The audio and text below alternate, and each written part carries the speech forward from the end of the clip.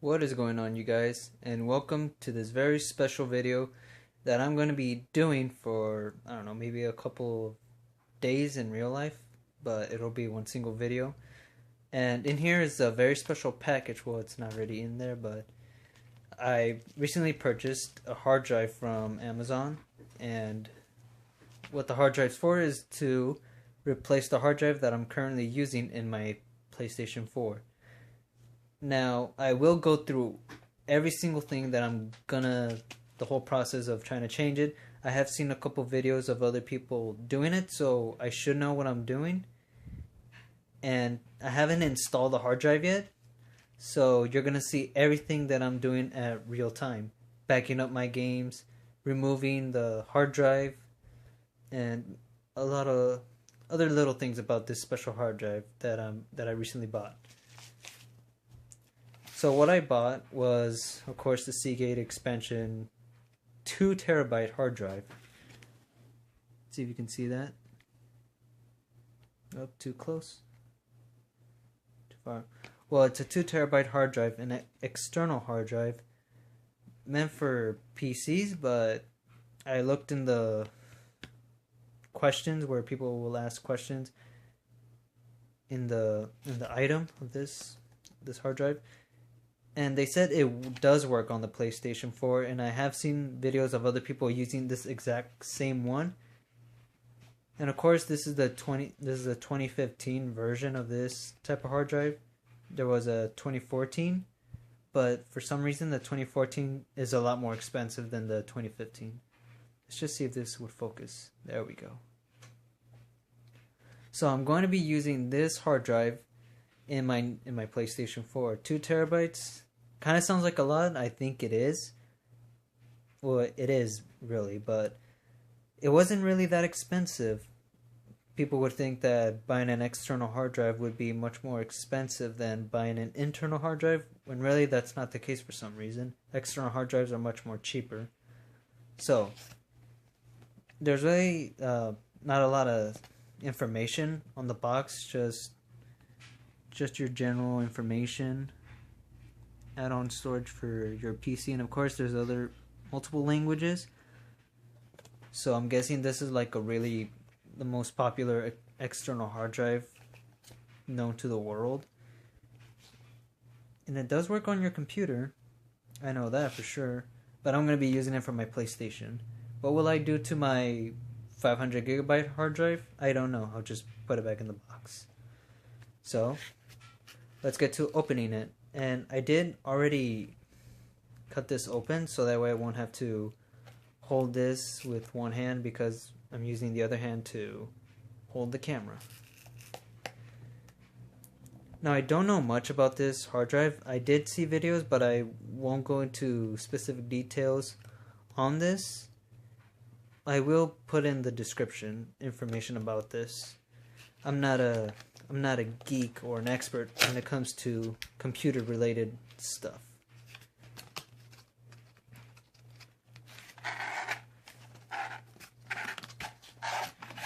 Alright. Sorry about the terrible lighting. It's kind of dark in here.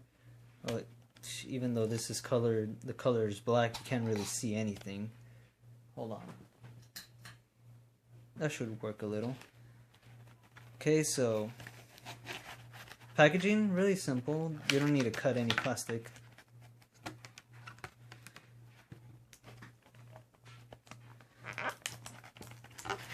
Alright. So here we have the external hard drive. And of course this is a case, so it is removable. But I don't think it's meant to be removed. Well, it is. You can remove it, but you're gonna break a couple of things that are holding the case, but either way, it should still work, from what I've seen in other videos. Here you have the wire to connect the external hard drive to your PC. And of course, the instructions at the bottom or additional information about this. Perhaps I will go through this by myself, like just go through this and read it. Probably like when I skip through the video, or like skip another part. I'm going to do some editing on these videos. But this is all that comes inside. No, there's no screwdriver, no nothing else, just a wire, hard drive, the external case, and the hard drive inside. Some instructions or additional information. So, I guess I will show you guys how to do this, how to back up your games, how to install this. So, I'll see you in a bit. Alright, you guys, before you take out the case and the hard drive, you're gonna have to reformat the files of this external hard drive. So I'm gonna show you how to do that. I recently watched a couple videos right now, and I should know how to do it. Okay, so of course you plug in the wire to the hard drive, and the other end to a computer or Mac. I don't know how to do this in Mac, so you're gonna have to bear with me. This is Windows 10. Should be similar on Windows 8, Windows 7, since they're all practically they function the same way. So just connect this to your computer. Right before, I was rudely interrupted like one of my previous videos. There's always someone calling. But let's just get back to it. Alright, so you connect the other end to your PC. Now bear with me, you guys, I'm not an expert.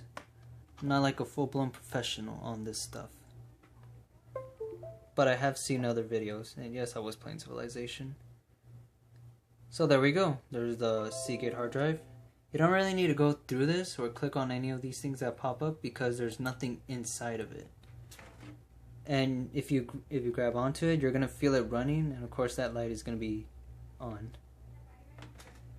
Alright, so the file system, or I don't know what you call it, is set to NTFS, and the PlayStation will not be able to read it, so you would have to change it to either XFAT, XFAT, or FAT32, or FAT32. So how do we do this? Originally, I thought you would go to Properties, but that just goes through the entire details of what's inside of this thing. You don't need to go to Properties, you go to Format. And right there, this should pop up. There we go, Format, SEAGATE expansion. Where's my mouse? Okay, there it is. Sorry guys, I'm looking through the camera screen and not my computer screen. Alright, so there's the capacity, 1 terabyte. That's all it can hold. Alright, the file system. Originally, it is set to NTFS. That is the default. That's how it originally is. The PS4 will not be able to read this file system, so you're gonna have to change it to XFAT. And I don't know about this, allocation unit size. I'm not sure what this is about, but I will look over some more details about this. And if I come up with new information about this, I am gonna, of course, make another section of the video about it. I don't think you really need to change anything else except the file system, so I'm gonna do that.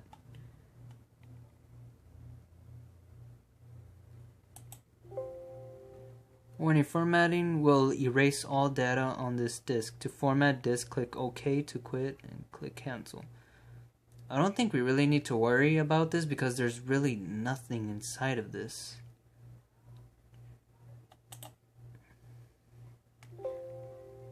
Formatting complete.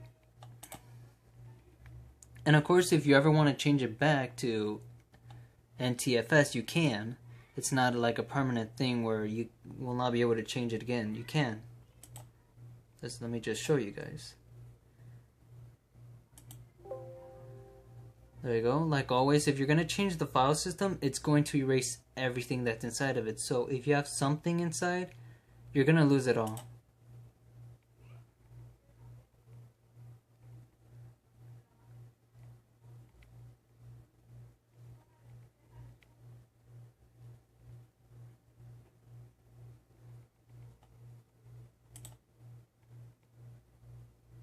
Okay, there we go.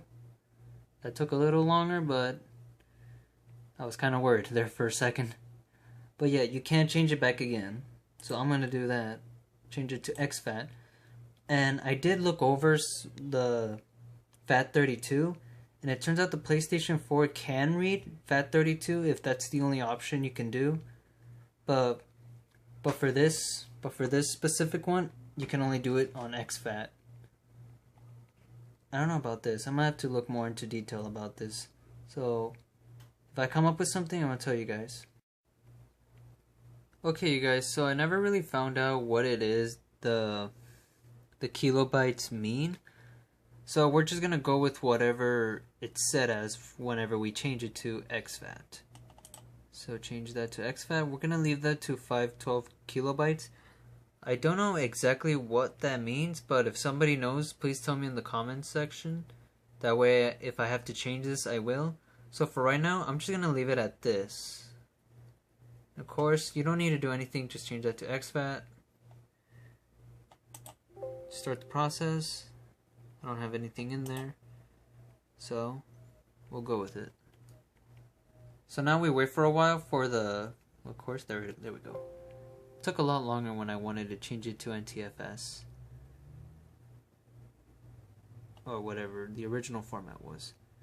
So format complete. There we go. It's all done. And if you ever need to change anything back, you can always reconnect it, change some stuff whenever you want. Alright, so the next part that I should get to is restoring your games. And I'm going to do that by using a couple USB drives. Alright you guys, now I'm going to show you how to back up your games. Not the whole console itself, but your games, your save file, and everything else on the games you've played. So you're not going to need too much of a thumbstick.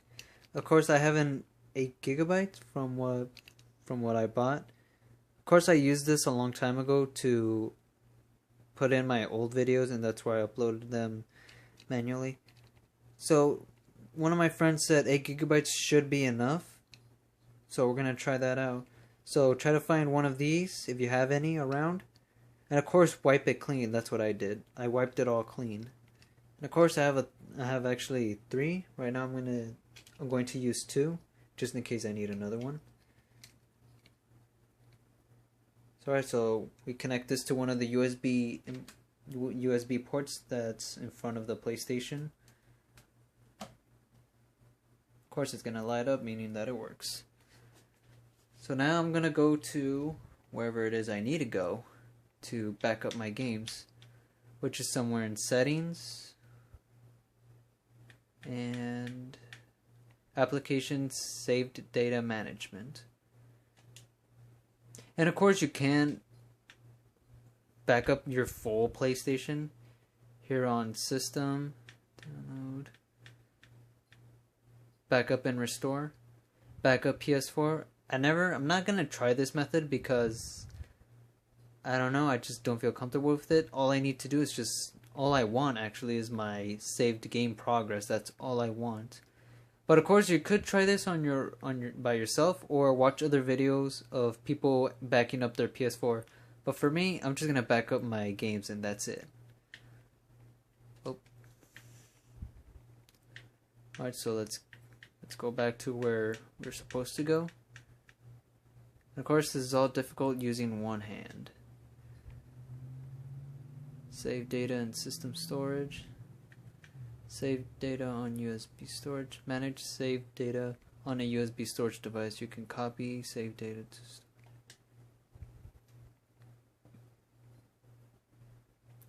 Okay, let's try to figure this out. This is my first time doing all this, so I'm not an expert. So you're gonna see everything that I'm doing.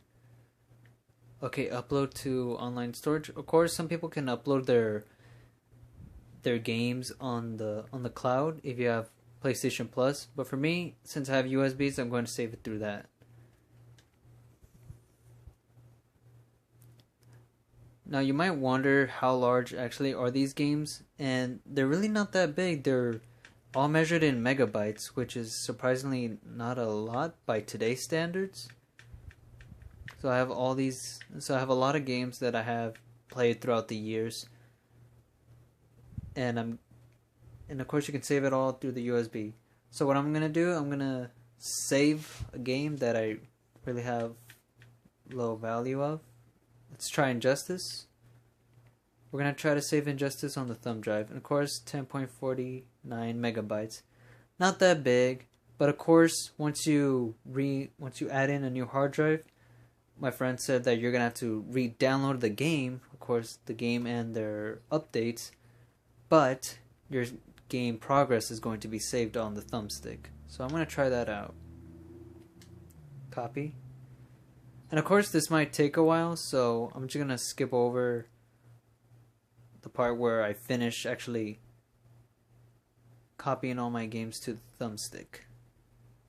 So I would guess you would have to just repeat this method over and over again until you have all your games saved, or until your thumb drive says, or the PlayStation says that your thumb drive's full and you use another one. Alright, welcome back. I just finished already saving my save progress from all my games into the thumb drive, and I'm going to tell you guys something that might be important. For example, let's go down here. You see, I have Destiny. I have the regular stock Destiny. I have no expansions, but I have Destiny. And if I go to where it is I ever need to go to save my progress on the thumbstick, copy to USB storage device. Oh, sorry about that. Forgot to connect thumb drive. Alright, it's connected. So let's see what happens.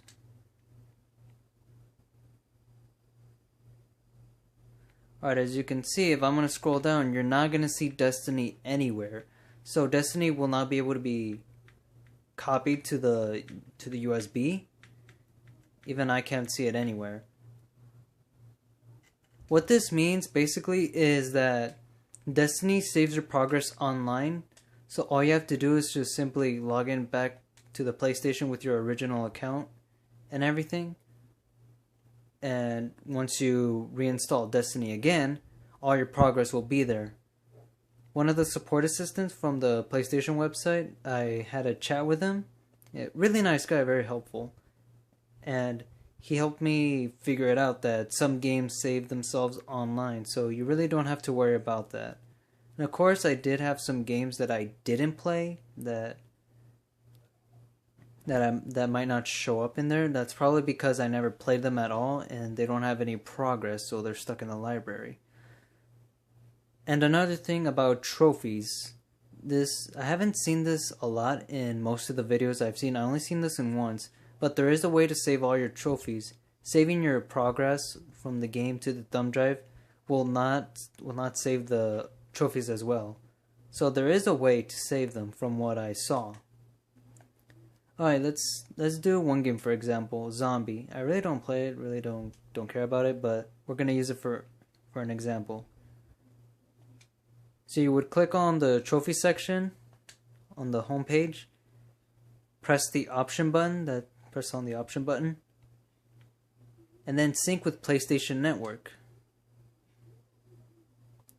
From what I saw in the video, once you log in back to your PlayStation account, all your trophies will show up for whatever games it is that you synced them with on the PlayStation Network. So if you don't want to redo all the trophies again, that is one of the ways to save all your trophies. From what I saw on one of the videos, I might put the link on all the videos I've seen so far in the description so you guys can watch them too.